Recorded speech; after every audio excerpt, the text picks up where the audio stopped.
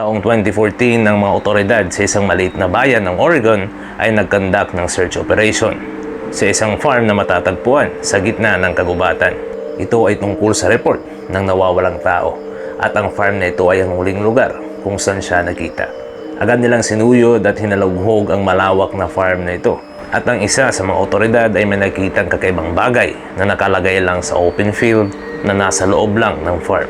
Kanya itong nilapitan para tuluyang makumpiska at naging malinaw sa kanya ang lahat. Ang bagay na ito ay hindi lang naging headline ng mga balita sa Estados Unidos, kundi ito rin na naging susi para maungkat ang karumal-dumal na krimen na nangyari sa loob ng farm nito. Pero bago natin simulan ang ating kwentuhan, kayo ba ay interesado sa ganitong klaseng content? Ay hindi kayo nagkamali sa channel nito dahil ganyang mga video ang aking i-upload. At kung bago pa lang kayo sa aking channel ay huwag niyong kalimutan i-press ang like at subscribe button para palagi kayong updated sa mga video na aking i-upload. At kung handa na kayo ay simulan na natin ang kwentuhan.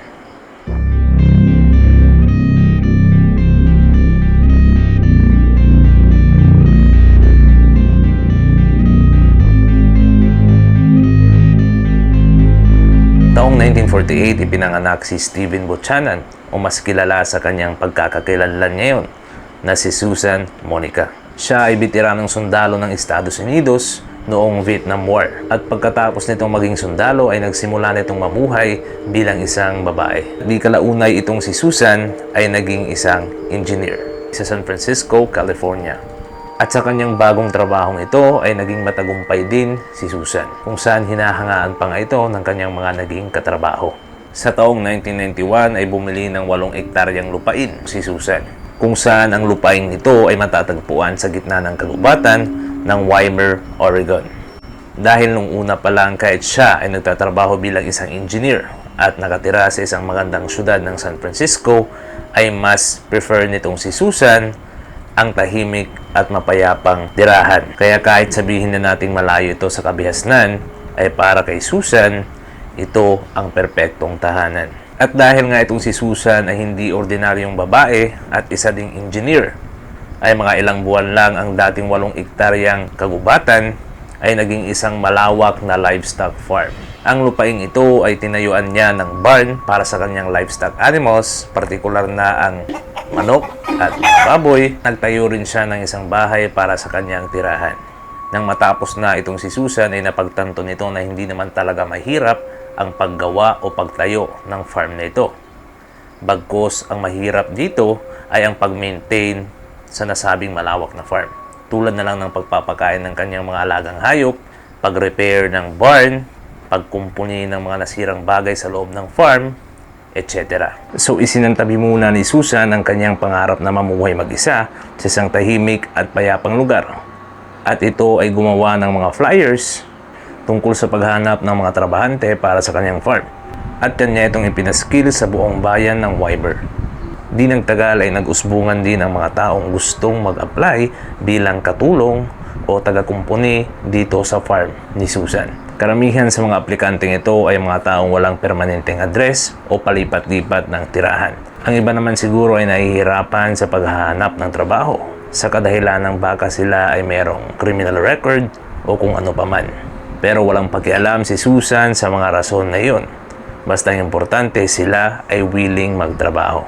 Dahil prefer ni Susan ang tahimik na buhay ay malimit itong makipag-usap sa kanyang mga trabahante. Yung tipong magtrabaho ka lang dyan at huwag mo akong pakikialaman. O di kay mind your own business. At sa paglipas ng 2 dekada ay marami nang nakilala o marami nang taong namasukan para magtrabaho dito sa farm ni Susan Monica. Dahil halos lahat ng mga namasukan dito kay Susan ay pansamantalang serbisyo lang ang kanilang binibigay. O hindi sila permanenteng nagtatrabaho dito. Pagkalipas lang ng ilang taon, o di kaya na may ilang buwan, ay aalis na ito o di kaya na may lilipat sa ibang trabaho. Kaya naging parte na ng buhay nitong si Susan ang madalas na paghahanap ng mga trabahante para sa kanyang farm. At sa 20 years ng paulit-ulit na paghahanap at pag-hire ng mga trabahante sa kanyang farm, ay pagkatapos nilang umalis o lumipat sa ibang trabaho, ay hindi na sila nagkikitang muli o di kaya na may hindi na ito bumabalik para magtrabaho sa kanyang farm. Pero biglang nagbago ang lahat sa taong 2014. Umaga ng bagong taon, nasa labas ng kanyang farmhouse ang 66 anyos ng si Susan at ito ay nakatayo lang sa gilid ng kanyang driveway. Nang biglang may dumating na isang kotse at lumabas dito ang tatlong tao, isang babae at dalawang lalaki. Dito ay nagulat si Susan dahil usually hindi siya nakakatanggap ng mga visitors. Dahil karamihan ng pumupunta sa kanya ay nag-a-apply ng trabaho para sa kanyang farm. At usually ang mga ito ay may edad na. Ang tatlong ito ay parang hindi naman mag-a-apply ng trabaho sa kanyang farm. At kung babasehan sa kanilang edad, ay mga bata pa ang mga ito.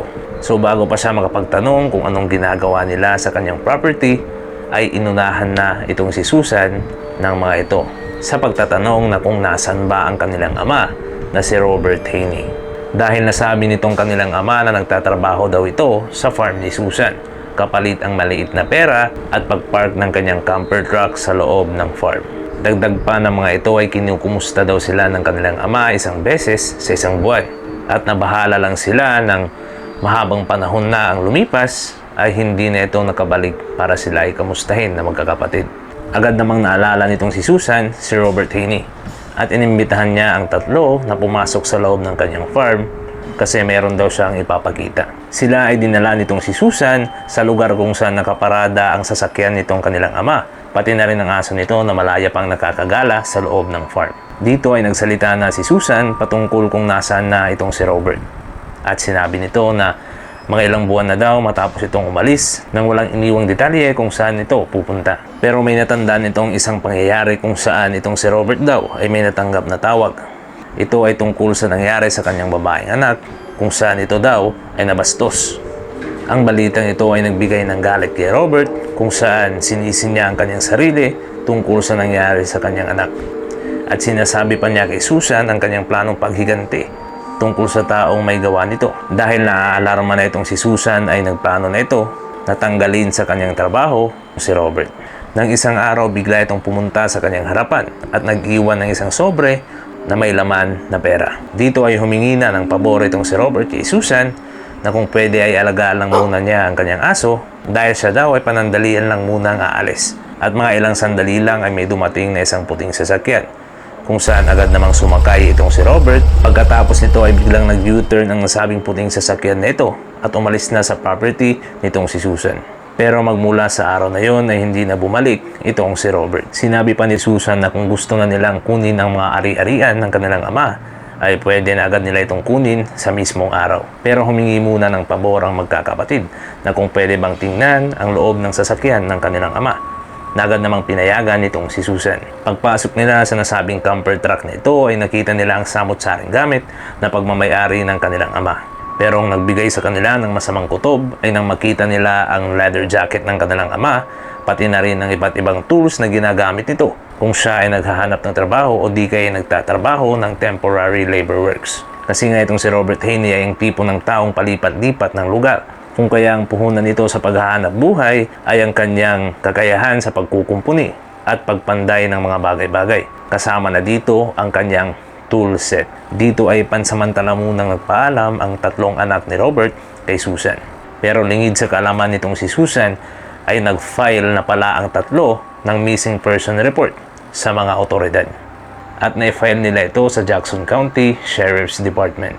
Agad na nagtanong ang mga otoridad kung anong mga bagay na pwedeng gamitin para matrack o malocate itong kanilang ama. Kaso nga lang dahil sa napiling pamumuhay nitong kanilang ama ay wala man lang itong kahit isang cellphone o di kaya kahit na ano pang teknolohiya na pwedeng malocate o matrack ng GPS at kahit ano pang tracking system.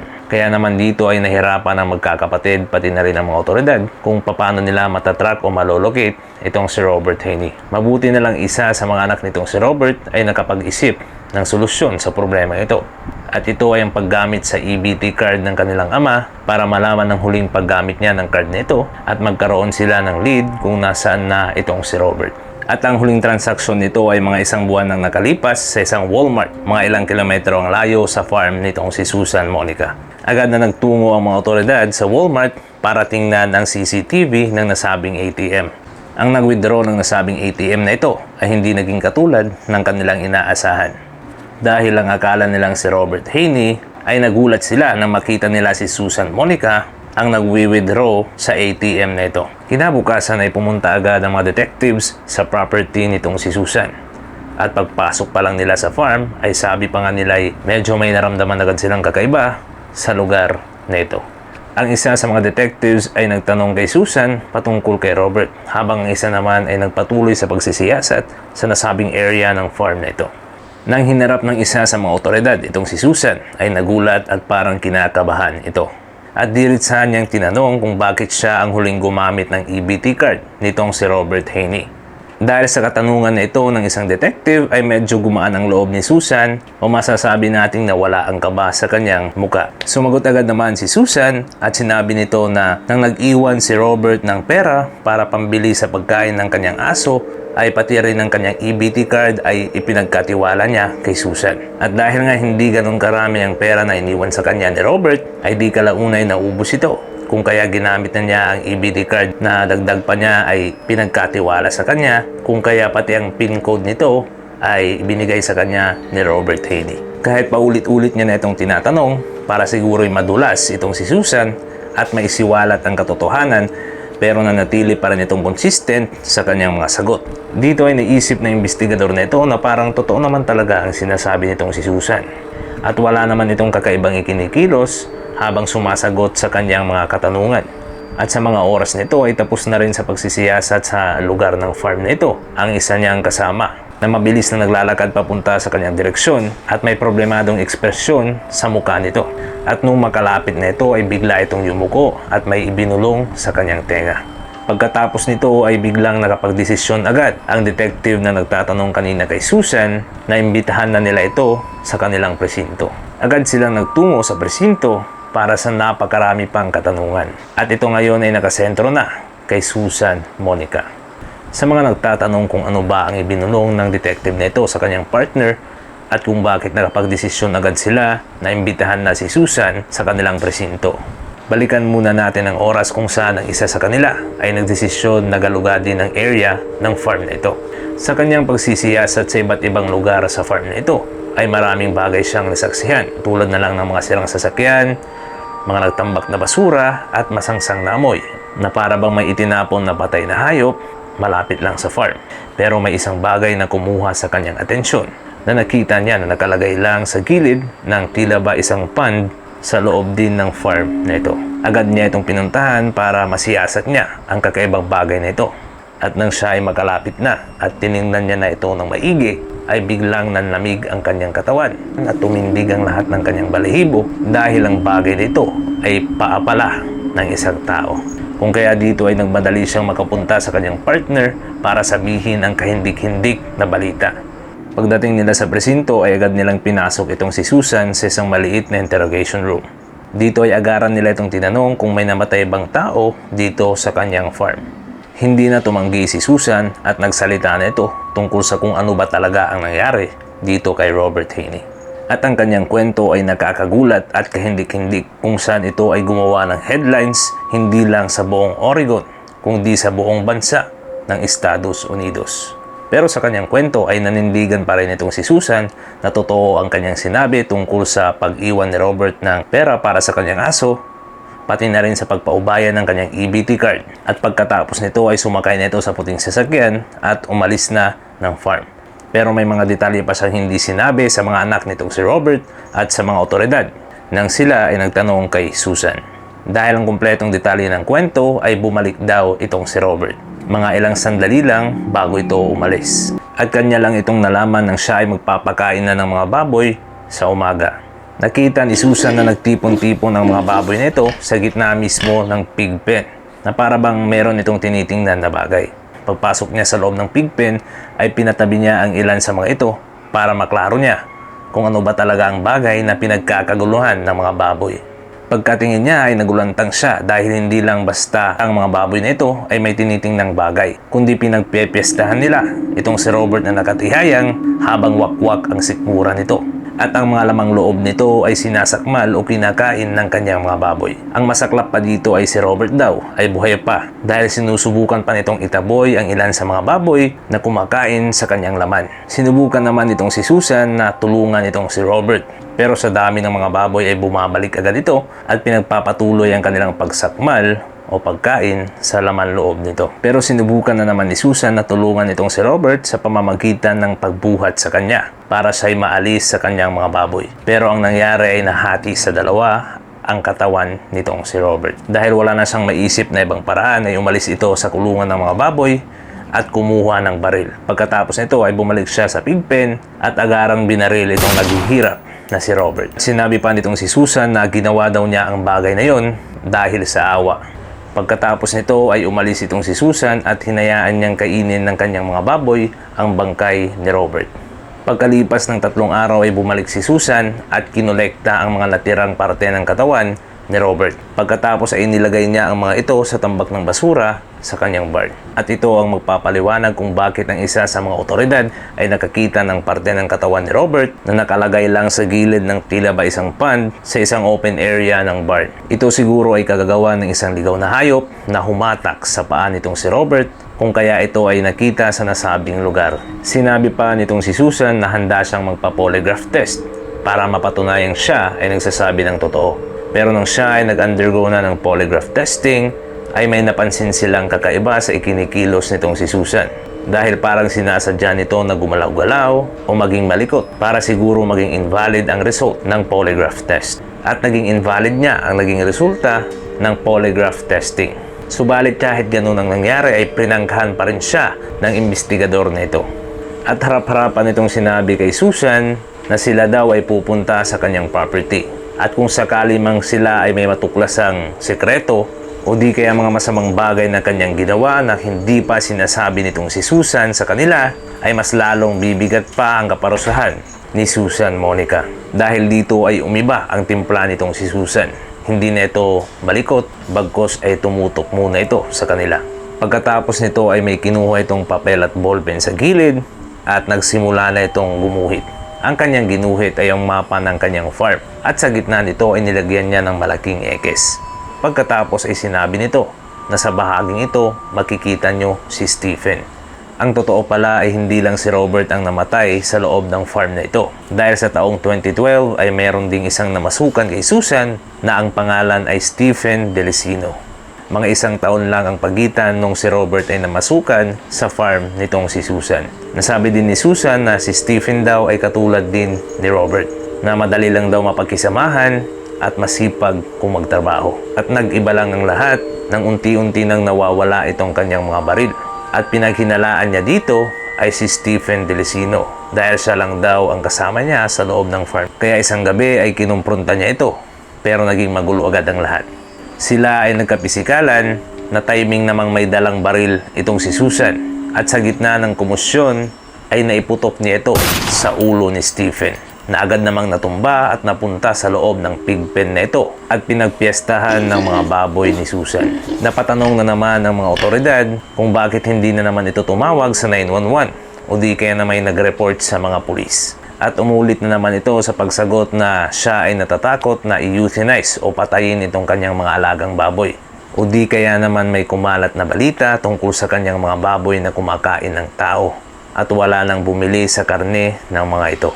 At sa katapusan, ang kakaiba at kahindik-hindik na kwento ni Susan tungkol sa pagkamatay ni Robert at ni Stephen sa kanyang farm at sa kanyang mga kamay ay napag-alaman na wala naman talagang ebidensya na kokontra sa kanyang mga sinabi. Kaya naman nung nililitis na itong si Susan ay nauwi ang desisyon sa mga hukom kung sila ba ay maniniwala sa kwento ni Susan o hindi.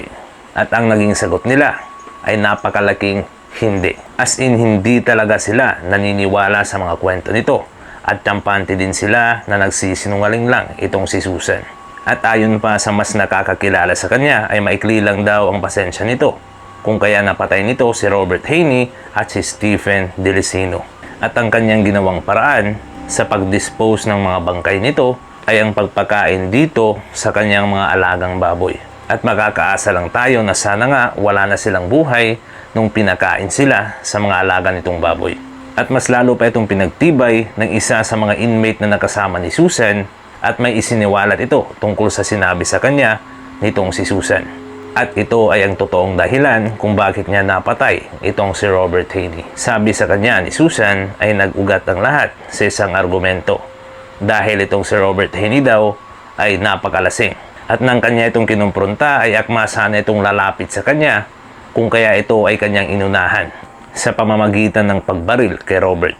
Pagkatapos nito ay kanya itong itinulak papasok sa kanyang babuyan. At sa April 21, 2015, mahigit isang taon na mag-report ang mga anak ni Robert tungkol sa kanyang pagkawala, ay nasintensyahan na ito ng 2 counts of murder tungkol sa pagpatay kay Robert Haney at Stephen Delicino. Kasama na rin dyan ang 2 counts of abusing a corpse. At nahatulan itong si Susan ng 50 anyos na pagkakakulong. At habang ito ay nasa kustodiya ng mga otoridad ay narinig nila itong si Susan na may sinabi tungkol sa 17 pang mga bangkay na kanyang inilibing sa kanyang farm. Pero nung bumalik ang mga kapulisan para halugugin o maghukay na naman sa farm ni Susan, ay wala na silang nakitang kahit isa pang bangkay.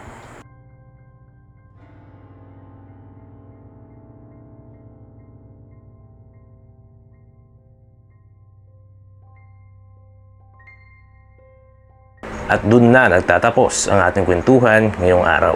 Kung nagustuhan nyo ang aking video ay huwag nyong kalimutang i-press ang like at subscribe button para palagi kang updated sa mga video na aking i-upload. At hanggang sa muli, kita-kits!